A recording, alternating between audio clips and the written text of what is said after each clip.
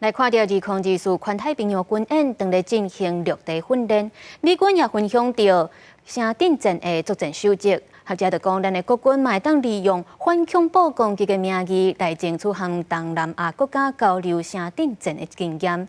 另外，若是军事行动，各国嘛同齐来进行运动比赛，希望用无同款的方式来训练团队合作。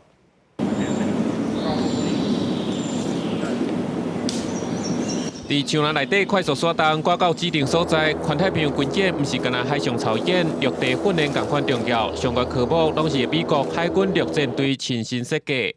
亲像是要甲印尼官兵新战术小组要安怎分工，难得有这款机会，各国官兵拢真详细地听，才有支持行动。今年环太平洋军演有29个国家参加，每一个国家的训练方式、环境拢无同。美军嘛甲各国交流城镇战的经验。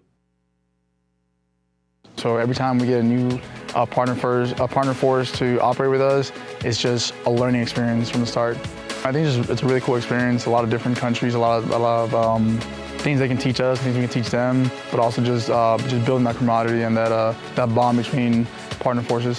他们比较倾向的是一种小规模的一个城镇作战，所以其实在这一边的话，对于我国来说也是有相当多可以值得借鉴的部分。特别是说从登陆、从水技到这个从这个登陆到暗防到这一个滩岸，一路到城市中间这一段距离，其实对台湾来说，这一段还会有一个空间的战斗。那这一个部分的话，其实我们也是可以去跟美军来做这边做一些互相的一个互通有无。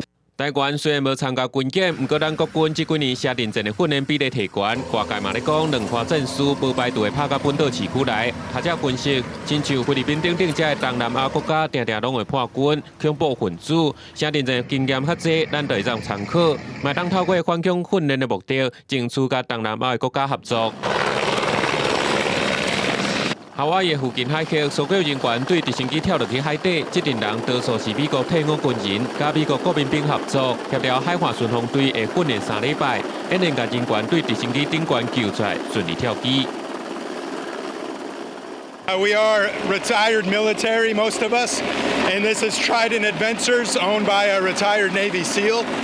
So right now we're in training to become cast masters to exit people out of an aircraft safely.